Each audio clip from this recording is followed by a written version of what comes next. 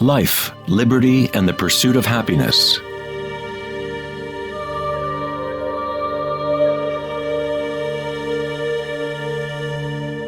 We live our lives pursuing happiness out there, as if it is a commodity. We have become slaves to our own desires and craving.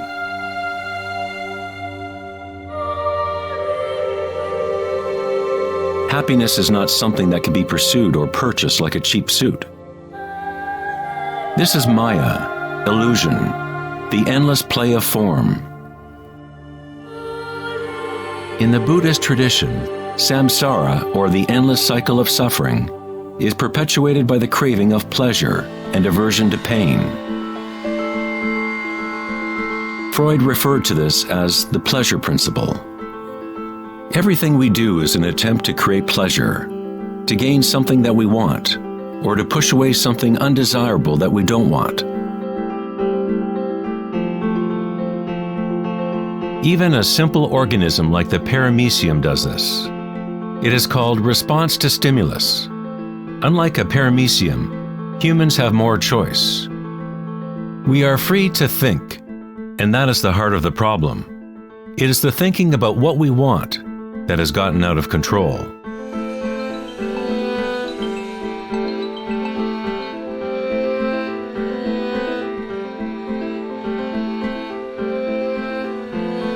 Safety systems armed. 10, 9, 8, 7, 6, 5, 4, 3, 2, 1, 0, and liftoff of Endeavour, going where east and west do meet at the International Space Station.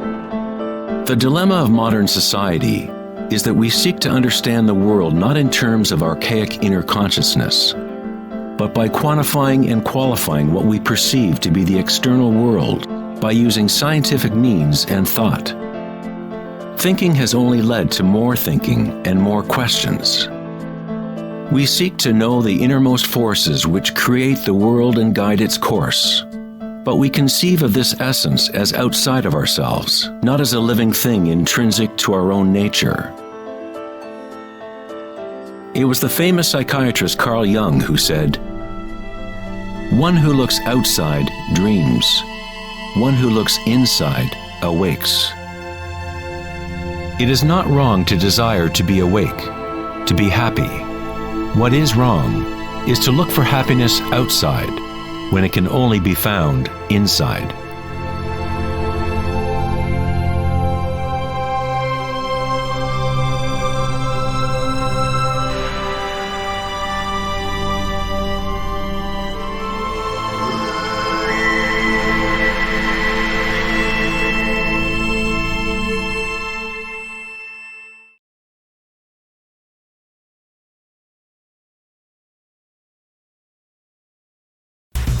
On August 4th, 2010, at the Techonomy Conference in Lake Tahoe, California, Eric Schmidt, CEO of Google, mentioned an astounding statistic. Every 2 days now, we create as much information as we did from the dawn of civilization up until 2003, according to Schmidt. That's something like 5 exabytes of data. Never in human history has there been so much thinking, and never has there been so much turmoil on the planet. Could it be that every time we think of a solution to one problem, we create 2 more problems? What good is all this thinking if it doesn't lead to greater happiness? Are we happier, more equanimous, more joyful as a result of all this thinking? Or does it isolate us, disconnect us from a deeper and more meaningful experience of life?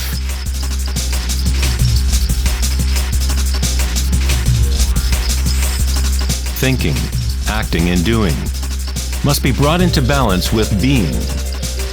After all, we are human beings, not human doings.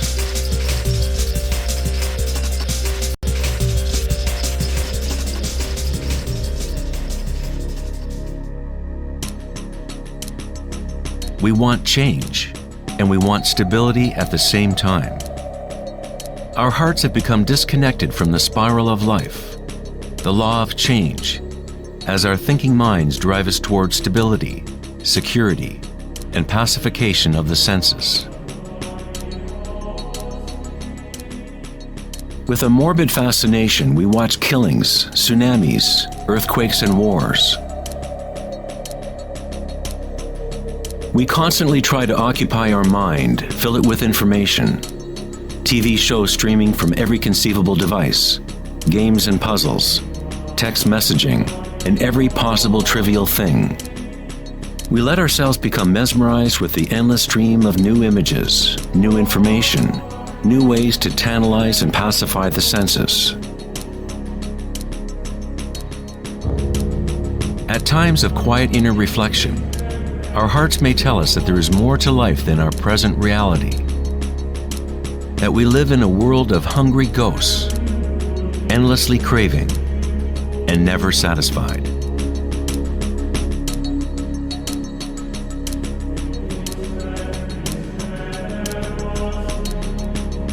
We have created a maelstrom of data flying around the planet to facilitate more thinking, more ideas about how to fix the world, to fix the problems that only exist because the mind has created them. Thinking has created the whole big mess that we are in right now. We wage wars against diseases, enemies, and problems. The paradox is that whatever you resist persists. The more you resist something, the stronger it gets. Like exercising a muscle, you are actually strengthening the very thing you want to rid yourself of. So then, what is the alternative to thinking? What other mechanism can humans use to exist on this planet?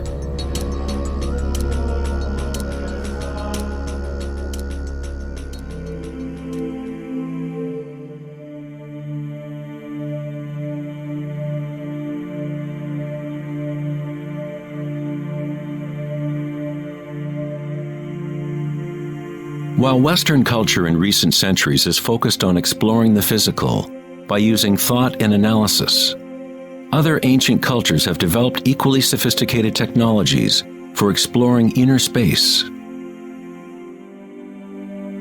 It is the loss of the connection to our inner worlds that has created imbalance on our planet. The ancient tenet, know thyself, has been replaced with a desire to know and experience the outer world of form. Answering the question, who am I, is not simply a matter of describing what is on your business card.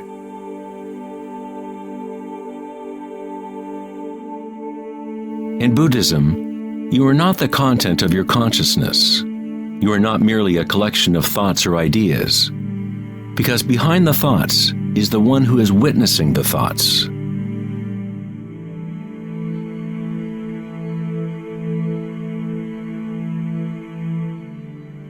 The imperative know thyself is a Zen koan, an unanswerable riddle. Eventually the mind will become exhausted in trying to find an answer, like a dog chasing its tail. It is only the ego identity that wants to find an answer, a purpose. The truth of who you are does not need an answer, because all questions are created by the egoic mind. You are not your mind.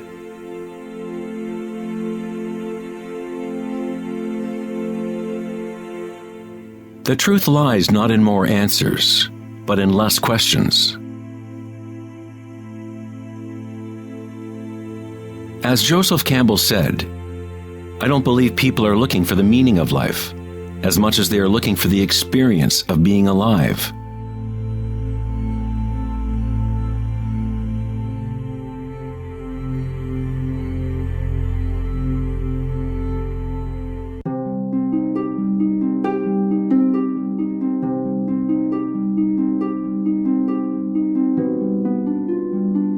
When the Buddha was asked, "What are you?" he said simply, "I am awake." What does this mean, to be awake?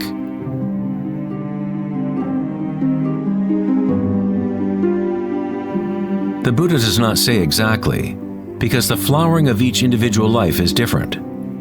But he does say one thing. It is the end of suffering. Every major religious tradition has a name for the state of being awake: heaven, nirvana, or moksha. A quiet mind is all you need to realize the nature of the stream. All else will happen once your mind is quiet. In that stillness, inner energies wake up and work without effort on your part. As the Taoists say, Qi follows consciousness. By being still, one begins to hear the wisdom of the plants and animals, the quiet whispers in dreams, and one learns the subtle mechanism by which those dreams come into material form. In the Tao Te Ching, this kind of living is called Wei Wu Wei. Doing, not doing. The Buddha spoke of the middle way as the path that leads to enlightenment. Aristotle described the golden mean, the middle between two extremes, as the path of beauty. Not too much effort, but not too little either. Yin and yang in perfect balance.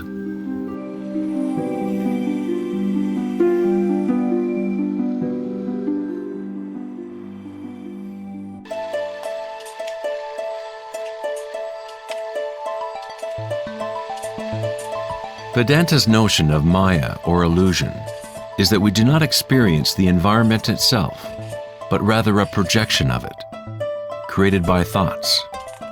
Of course, your thoughts let you experience the vibratory world in a certain way, but our inner equanimity need not be contingent on external happenings. The belief in an external world, independent of the perceiving subject, is fundamental to science.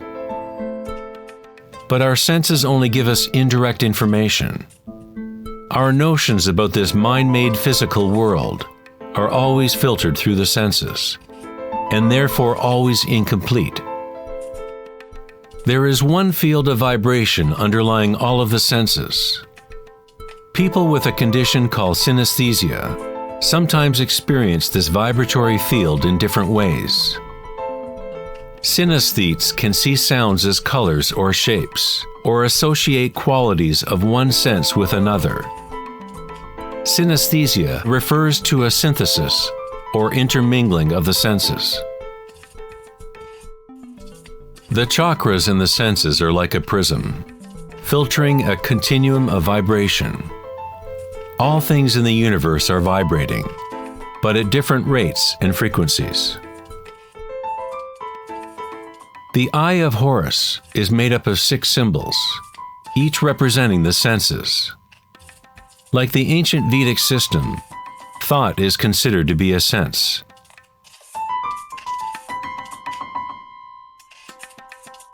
Thoughts are received simultaneously as sensations are experienced on the body. They arise from the same vibratory source.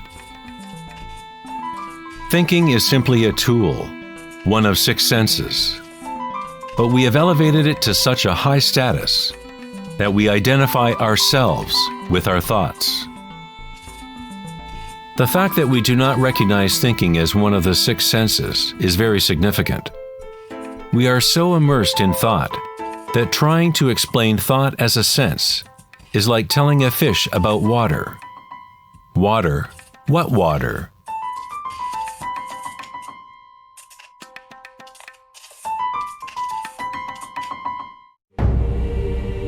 In the Upanishads, it is said, "Not that which the eye can see, but that whereby the eye can see. Know that to be Brahman, the eternal, and not what people here adore. Not that which the ear can hear, but that whereby the ear can hear. Know that to be Brahman, the eternal, and not what people here adore. Not that which speech can illuminate, but that by which speech can be illuminated. Know that to be Brahman, the eternal, and not what people here adore.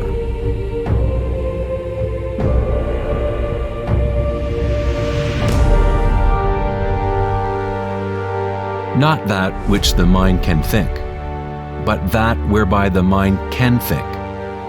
Know that to be Brahman the eternal, and not what people here adore.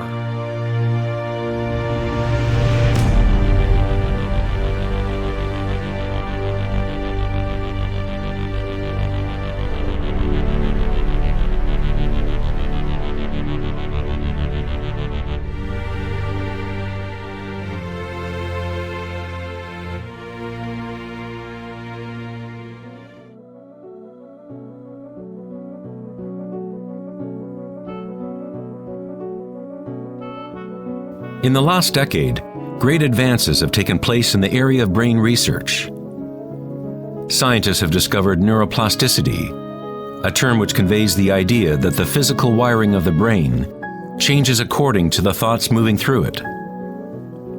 As Canadian psychologist Donald Hebb put it, neurons that fire together, wire together.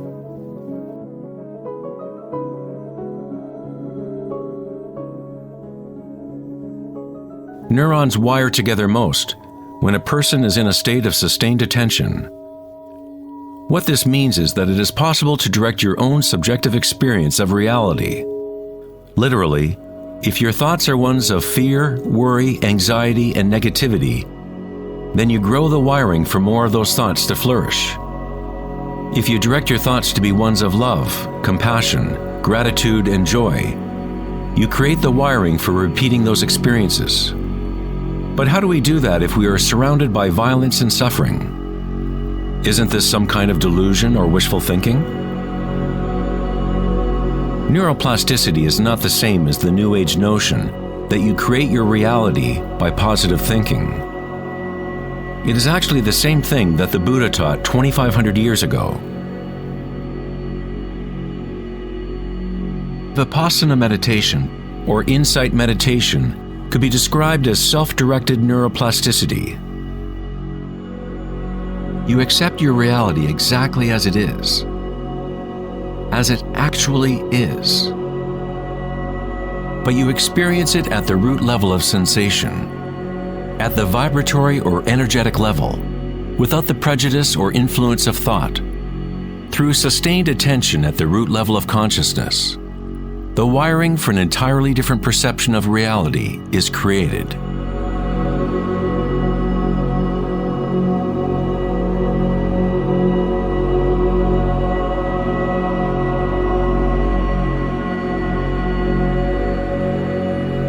We have got it backwards most of the time. We constantly let ideas about the outer world shape our neural networks. But our inner equanimity need not be contingent on external happenings. Circumstances don't matter. Only my state of consciousness matters.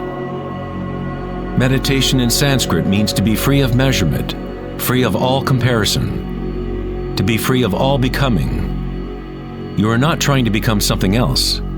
You are okay with what is.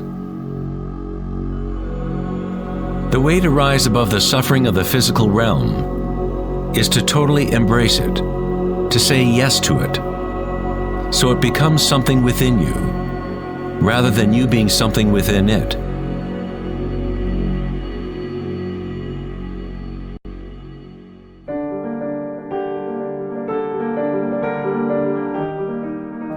How does one live in such a way that consciousness is no longer in conflict with its content? How does one empty the heart of petty ambitions? There must be a total revolution in consciousness, a radical shift in orientation from the outer world to the inner. It is not a revolution brought about by will or effort alone, but also by surrender, acceptance of reality as it is.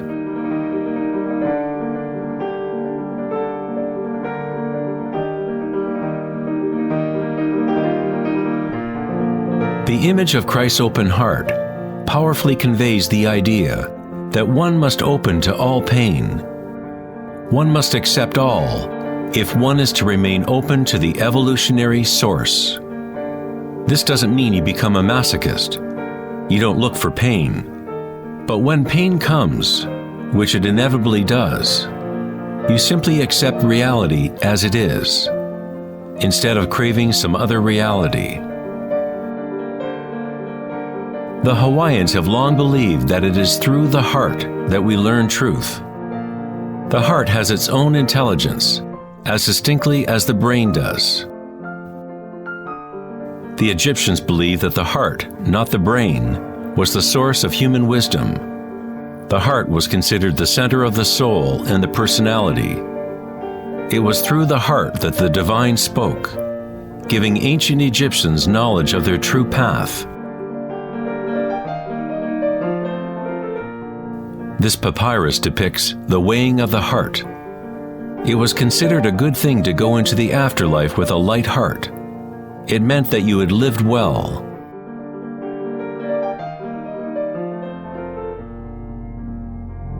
One universal or archetypal stage that people experience in the process of awakening the heart center is the experience of one's own energy as the energy of the universe.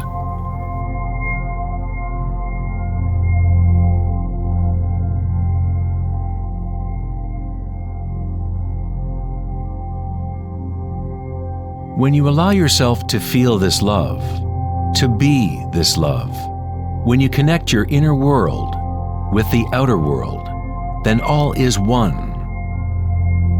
How does one experience the music of the spheres? How does a heart open?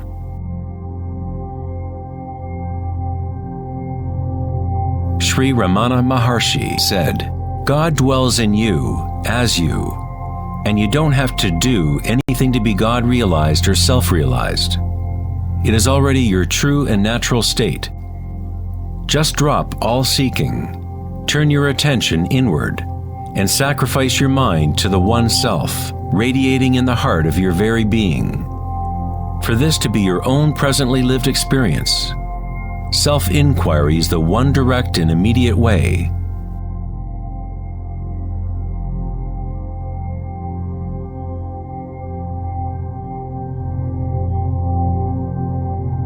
When you meditate and observe sensations within, your inner aliveness, you are actually observing change. This force of change is the arising and passing away as energy changes form. The degree to which a person has evolved or become enlightened is the degree to which one has gained the ability to adapt to each moment, or to transmute the constantly changing human stream of circumstances, pain and pleasure, into bliss.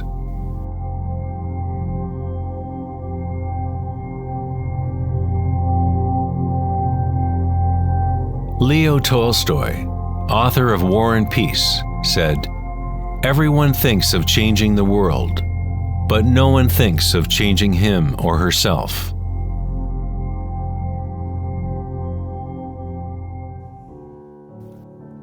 Darwin said the most important characteristic for the survival of a species is not strength or intelligence, but adaptability to change.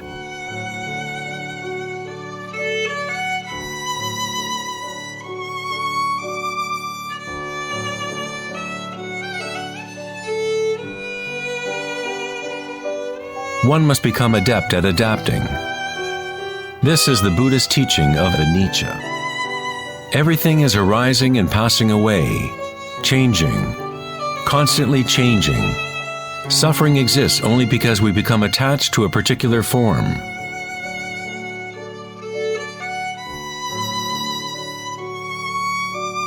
When you connect to the witnessing part of yourself with the understanding of Anicca, bliss arises in the heart.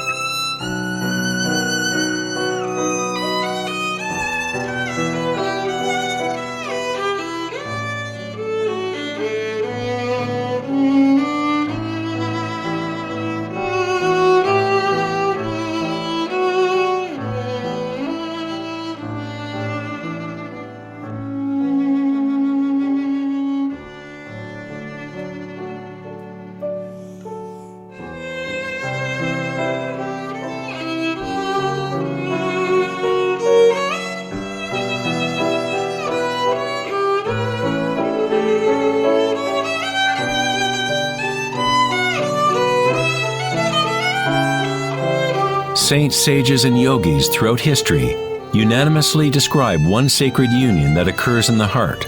Whether it is the writings of St. John of the Cross, Rumi's poetry, or the tantric teachings of India, all of these different teachings try to express the subtle mystery of the heart. In the heart is the union of Shiva and Shakti, masculine penetration into the spiral of life, and feminine surrender to change, witnessing and unconditional acceptance of all that is. In order to open your heart, you must open yourself to change. To live in the seemingly solid world, dance with it, engage with it, live fully, love fully, but yet know that it is impermanent, and that ultimately all forms dissolve and change. Bliss is the energy that responds to stillness. It comes from emptying consciousness of all content. The content of this bliss energy born of stillness is consciousness, a new consciousness of the heart, a consciousness that is connected to all that is.